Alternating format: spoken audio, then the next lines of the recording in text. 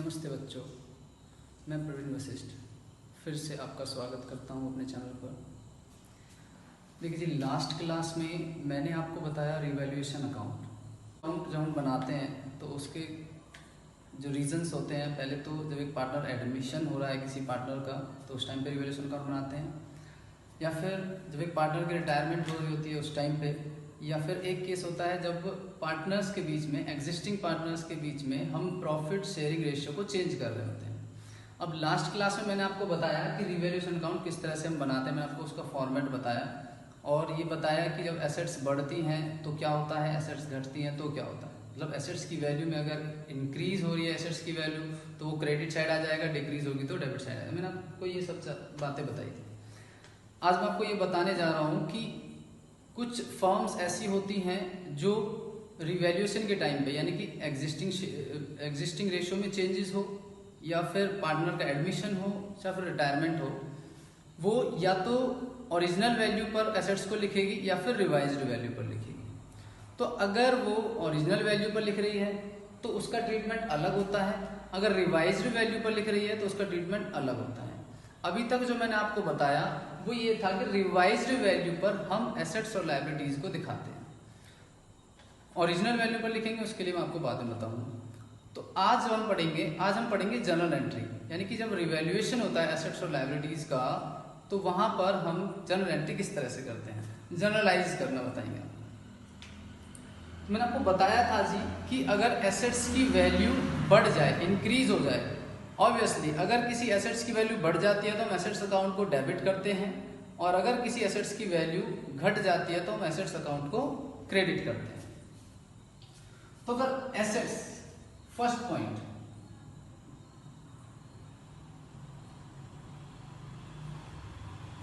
When increase in the value of assets, तो अगर assets की वैल्यू बढ़ेगी तो हम उसे डेबिट करेंगे, यानी कि एसेट अकाउंट को डेबिट करेंगे और रिवैल्यूएशन अकाउंट को क्रेडिट करेंगे। So various assets account debit to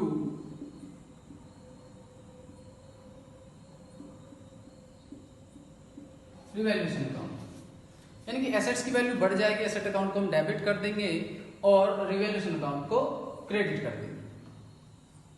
इसी तरह से अगर एसेट्स की वैल्यू घट जाती है, अगर एसेट्स की वैल्यू डाउन हो रही होती है तो उस टाइम पे एसेट को हम क्रेडिट करते हैं, तो उसकी एंट्री क्या करेंगे, general entry.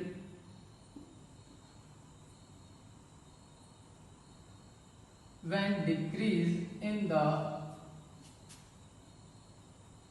value of assets, तो एसेट अकाउंट को क्रेडिट करेंगे और रिवैल्यूएशन अकाउंट को डेबिट करेंगे। तो जनरल एंट्री क्या होगी, रिवैल्यूएशन अकाउंट डेबिट और टू वेरियस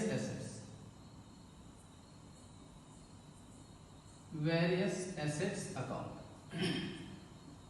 वेरियस एसेट्स में क्यों लिख रहा हूं, वेरियस एसेट्स में कुछ भी एसेट्स आ सकते हैं, चाहे वो मशीनरी हो, फर्नीचर हो, बिल्डिंग हो, तो इनके प्राइस में जो भी डिक्रीमेंट हो रहा है, जो भी फॉल्ट वैल्यू डाउन हो रही है, जितने से वैल्यू डाउन हो रही है वो यहाँ पर लिख दिया जाएगा और रिवैल्यूएशन अकाउंट को डेबिट कर दिया जाएगा, क्योंकि हमारे लिए लॉस हो जाता है। ठीक है जी। नेक्स्ट है आपका when increase in the value of liabilities,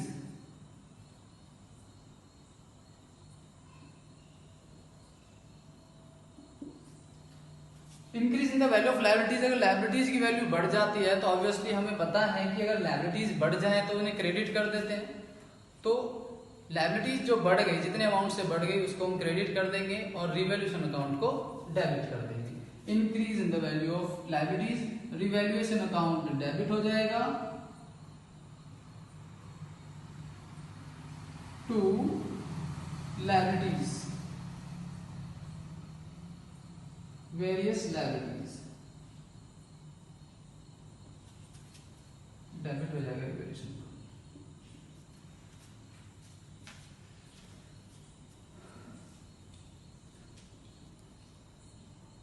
ठीक है जी।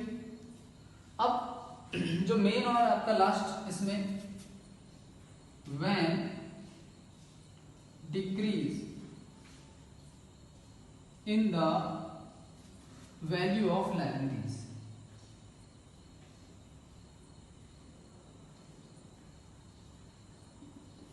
यानी जब लायबिलिटीज की वैल्यू डिक्रीज हो जाए, कम हो जाए, तो लायबिलिटीज की वैल्यू अगर कम हो रही है तो हम उसे डेबिट करते हैं, यानी कि लायबिलिटीज को डेबिट करेंगे और रिवैल्यूएशन अकाउंट को क्रेडिट करेंगे। सो लायबिलिटीज यानी कि liabilities account debit to revaluation account.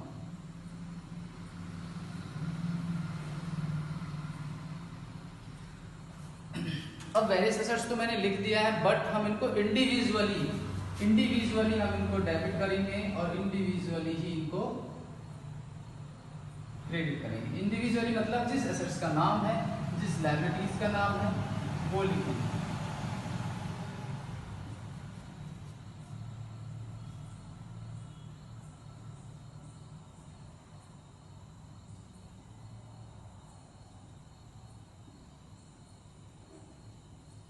Individually इन्हें फॉर्म करेंगे। ठीक है जी, चलते जी आगे। और मैंने आपको क्या बताया था इसके अंदर, रिवैल्यूएशन अकाउंट के अंदर, कि कुछ होती हैं अनरिकॉर्डेड एसेट्स, कुछ होती हैं अनरिकॉर्डेड एसेट्स और कुछ होती हैं अनरिकॉर्डेड लायबिलिटीज। तो जो अनरिकॉर्डेड एसेट्स होती हैं वो फर्म के लिए प्रॉफिट होती है और हम उसे रिवैल्यूएशन अकाउंट में क्रेडिट करते हैं। लेकिन हमारे पास वो एसेट्स रिकॉर्ड नहीं थी, अब हमें रिकॉर्ड करनी है तो एसेट अकाउंट को हम डेबिट करेंगे। ऑब्वियसली अगर हम एसेट्स लेकर आते हैं तो हम उसको डेबिट करते हैं। इसी तरह से जो अनरिकॉर्डेड एसेट्स होती हैं उनको भी यहाँ पर हम डेबिट करेंगे। नंबर 5 में क्या आएगा, for unrecorded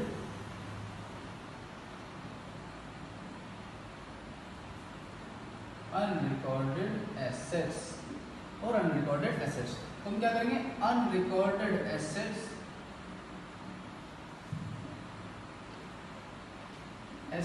account debit to revaluation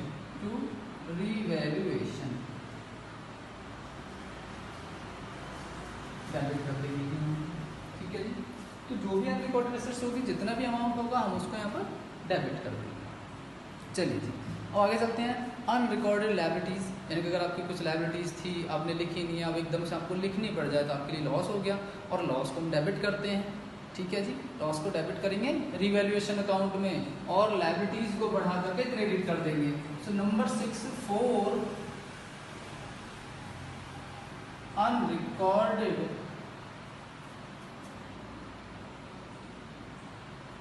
liabilities, unrecorded liabilities revaluation account को करेंगे डेबिट। लॉस हो गया हमारे लिए। Revaluation account debit to unrecorded liabilities account. बात क्लियर है?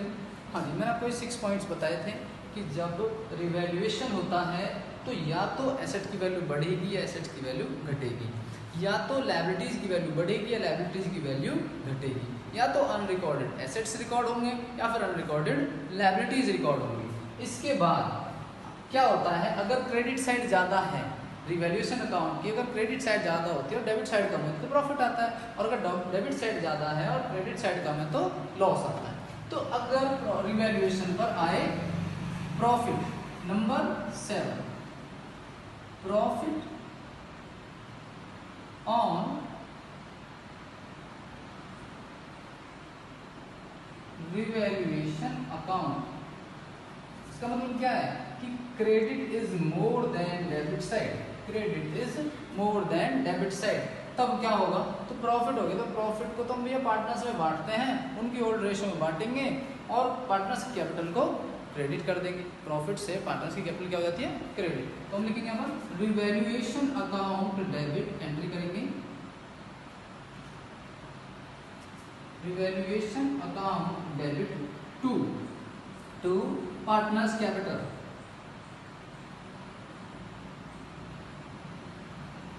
Partners capital account, old partners में ओल्ड रेशियो में, ओल्ड पार्टनर्स ओल्ड रेशियो। बात क्लियर? ठीक है। लास्ट पॉइंट है इसमें कि या तो आपको प्रॉफिट होगा रिवैल्यूएशन पर, या तो पार्टनर्स को रिवैल्यूएशन पर प्रॉफिट होगा, या फिर पार्टनर्स को रिवैल्यूएशन पर लॉस होगा। तो लॉस की एंट्री क्या करेंगे?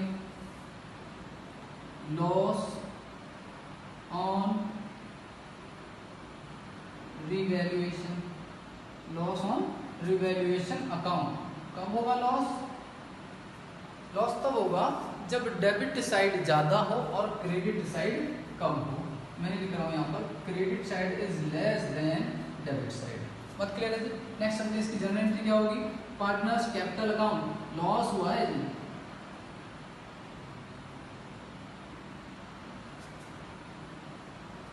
लॉस होता है तो पार्टनर्स कैपिटल हो जाती है डेबिट टू रिवैल्यूएशन,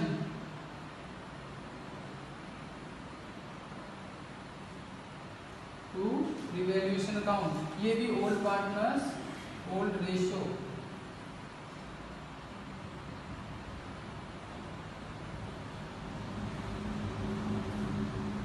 बात करें? ठीक है। तो ये तो हो गई हमारी जनरल एंट्री रिवैल्यूएशन के टाइम पर जनरल रह चुकी हैं। अब मैं आपको कुछ चीज़ें बताना चाहता हूँ, छोटे छोटे पॉइंट्स, वर्ड प्रॉब्लम जो होती है जिनमें बच्चे बहुत ज़्यादा कंफ्यूज हो जाते हैं। देखिए मैं एग्जांपल ले रहा हूँ, building of book value rupees 80,000, 80,000 रुपये की बिल्डिंग है, उसकी बुक वैल्यू है 80,000। अब मैं यहाँ पे लिख रहा हूँ दो केसेस, रिड्यूस्ड टू 70,000 और रिड्यूस्ड बाय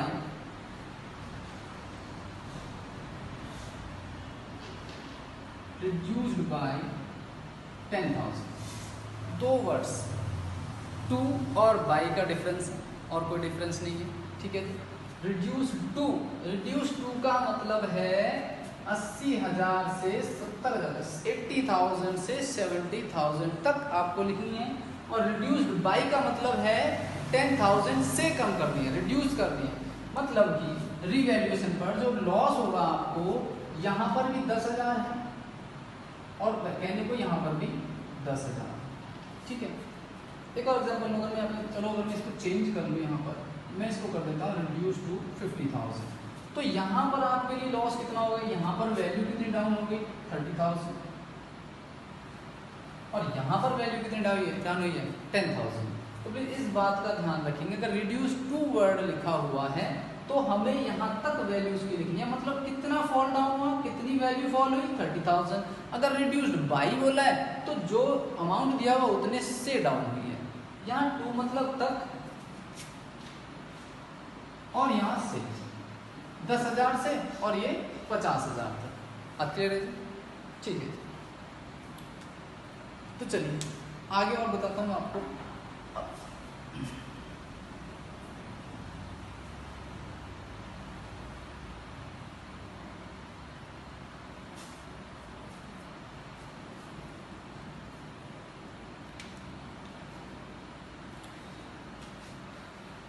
ठीक है, ये पॉइंट्स सारे तब थे जब आप रिवाइज्ड वैल्यू पर एसेट्स और लायबिलिटीज को लिख रहे हो। मतलब कि 10,000 मतलब 50,000 रुपये की बिल्डिंग थी, वो घट करके 40,000 हो गई है, और अब आपको 40,000 रुपये बुक्स में लिखने हैं। अब कभी कभी क्वेश्चंस के अंदर कंडीशन दे देता है कि हम एसेट्स और लायबिलिटीज को उनकी ओरिजिनल वैल्यू पर ही लिखेंगे, ओरिजिनल वैल्यू पर। तो मैं आपको बता रहा हूँ यहाँ पर क्या होता है। व्हेन assets and liabilities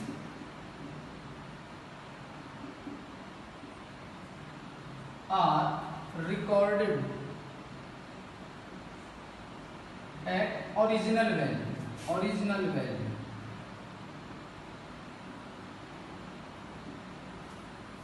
मतलब से बोल दिया कि बिल्डिंग है हमारी 1 लाख रुपए की, ठीक है, 1 लाख रुपए की बिल्डिंग है, 1 लाख रुपए की बिल्डिंग पे डेप्रिसिएशन है 10%, तो रिवैल्यूएशन में कितना आना चाहिए? 10,000 रुपये। लॉस हुआ है हमें पर 10,000 रुपये का, तो रिवैल्यूएशन में आएगा आपका 10,000 रुपये डेबिट साइड। ठीक है, लेकिन उन्होंने बोला अब यहाँ पर क्या होता है, हम 10,000 रुपये माइनस करके बैलेंस शीट के अंदर 90,000 रुपये के एसेट्स दिखा देते हैं। अब उन्होंने क्या बोला कि नहीं भैया हम तो बैलेंस शीट में ना 1 लाख रुपये ही दिखाएंगे, 1 लाख रुपये का ही हम बिल्डिंग दिखाएंगे, 1 लाख रुपये की बिल्डिंग दिखाएंगे, जो चेंजेस हैं वो हम बैलेंस शीट के अंदर नहीं दिखाएंगे, हम ओरिजिनल वैल्यू पर उन्हें दिखाएंगे। ठीक है, ओरिजिनल वैल्यू, ओरिजिनल मतलब जो उनकी बुक वैल्यू है या फिर उनकी जो ओरिजिनल वैल्यू है वहीं पर हम उसे दिखाएंगे। ठीक है जी, तो इसमें आपको रिवैल्यूएशन अकाउंट नहीं बनाना है, मैं आपको भी बता रहा हूँ। इस केसेस के अंदर हम रिवैल्यूएशन अकाउंट नहीं बनाते हैं, हम यहाँ पर एक स्टेटमेंट बनाते हैं।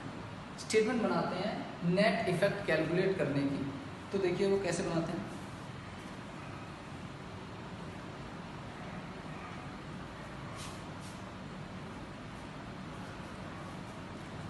तो क्या बनाते हैं हम जी, हम स्टेटमेंट बनाएंगे और उसमें लिखेंगे हम calculation of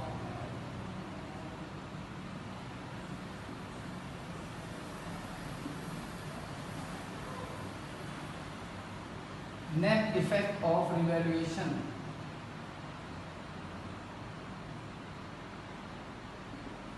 calculation of net effect of revaluation, यानी कि रिवैल्यूएशन के टाइम पर जो चेंजेस आए हैं उनका एक्चुअल में नेट इफेक्ट क्या है वो निकालेंगे हम। वो होता क्या है समझने के लिए, आपके ध्यान में रहे ये चीज़ करने के लिए मैं आपको एक चीज़ बता रहा हूँ कि रिवैल्यूएशन अकाउंट की जो क्रेडिट साइड्स हैं उनको जोड़ दीजिए, सारी जो क्रेडिट साइड्स हैं उनको ऐड कर दीजिए। तो क्या लिखेंगे, इंक्रीज इन एसेट्स, एसेट्स बढ़ रही है, क्रेडिट साइड आएगा, इनकम है हमारे लिए। ठीक है, ऐड करेंगे हम यहाँ पर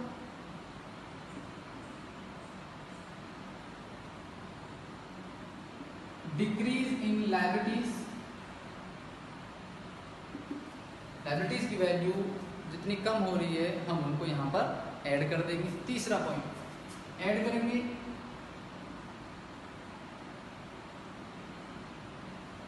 अनरिकॉर्डेड एसेट्स। तो ये 3 चीजों को हम ऐड करके यहाँ पर लिख देते हैं। ये हो गया, ये जो क्रेडिट साइड में पॉइंट्स थे मैंने वही लिखे हैं, मैंने कोई अलग चेंज नहीं किया है। अब इसमें से हम क्या लेस करेंगे, जो चीज़ें डेबिट साइड हैं उनको लेस कर दीजिए, जो चीज़ें डेबिट साइड हैं उनको हम लेस कर देंगे। तो वो क्या क्या है, decrease in assets, decrease in assets. दूसरा इंक्रीज इन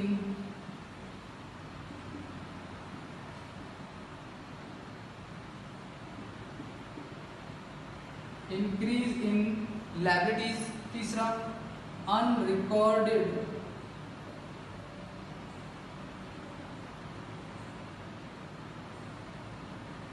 लायबिलिटीज।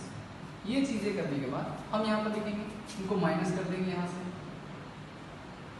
माइनस करने के बाद जो अमाउंट आएगा that is called net effect. इसको हम क्या बोलेंगे, net effect of revaluation, net effect of revaluation.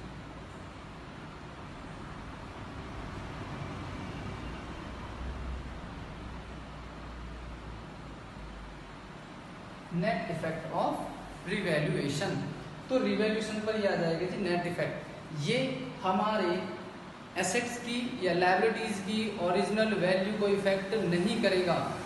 इस स्टेटमेंट के थ्रू आपकी जो ओरिजिनल वैल्यू है एसेट्स की और जो ओरिजिनल वैल्यू है लायबिलिटीज की वो ही बैलेंस शीट के अंदर लिखी जाएंगी। लेकिन ये जो नेट इफेक्ट आ रहा है रिवैल्यूएशन पर, इसका क्या ट्रीटमेंट होता है, चलिए आपको बताते हैं। जो नेट इफेक्ट आ रहा है रिवैल्यूएशन के बाद, पार्टनर्स, कुछ पार्टनर्स होते हैं जो गेन कर रहे हैं, 1 या 2 पार्टनर, या फिर 1 या 2 पार्टनर जो सेक्रीफाइस कर रहे हैं। तो हम उनकी सेक्रीफाइसिंग और गेनिंग रेशियो कैलकुलेट करेंगे, अब बताएंगे हम आपको अगली क्लास में। अब जो गेनिंग रेशियो और सेक्रीफाइसिंग रेशियो हम निकालते हैं उसका किस तरह से ट्रीटमेंट करेंगे कि जो सेक्रीफाइसिंग पार्टनर है, लिख लीजिए आप, सैक्रिफाइसिंग पार्टनर।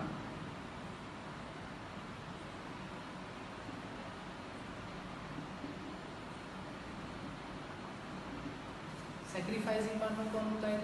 सैक्रिफाइसिंग पार्टनर वो होता है जो अपने शेयर को छोड़ रहा होता है, जो अपने शेयर का त्याग कर रहा होता है। तो जो पार्टनर अपने शेयर का त्याग कर रहा है, हम उसको उसके लिए कुछ कंपनसेशन देंगे। तो कंपनसेशन देंगे तो हम क्या करेंगे? क्रेडिट क्या करेंगे? Partners capital account.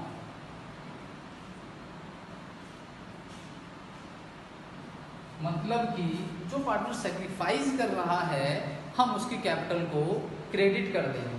कौन से अमाउंट से? नेट इफेक्ट हमने जो वैल्यूएशन निकाला है, इसको मल्टीप्लाई करो उसकी सेक्रीफाइसिंग रेशियो से और वो अमाउंट इसमें डाल दो। गेनिंग पार्टनर जो होता है,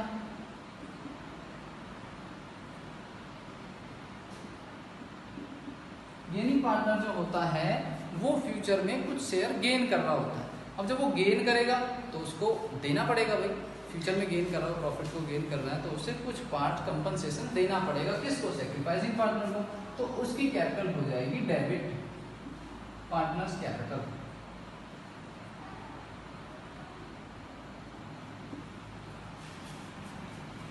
से एग्जांपल यहां पर आ गया 5,000, यहां पर profit net effect on revaluation आ गया 5,000 रुपये प्लस में। प्लस का मतलब क्या है? प्रॉफिट, और माइनस का मतलब क्या है? लॉस। अगर ये प्लस में आ रहा है तो प्रॉफिट है, माइनस में आ रहा है तो लॉस है।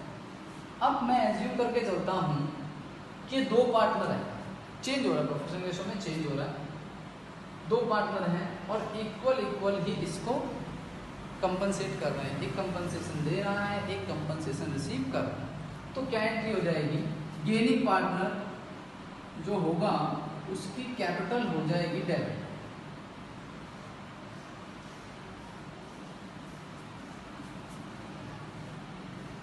₹5,000।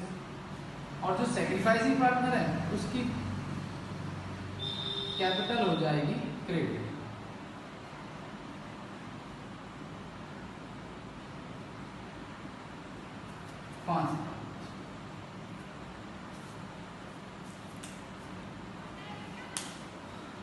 बस ये है रिवैल्यूएशन ओवरऑल। जितना मैंने आपको लास्ट क्लास में बताया और जितना मैंने आज बताया है, रिवैल्यूएशन यही है सारा और कुछ नहीं है।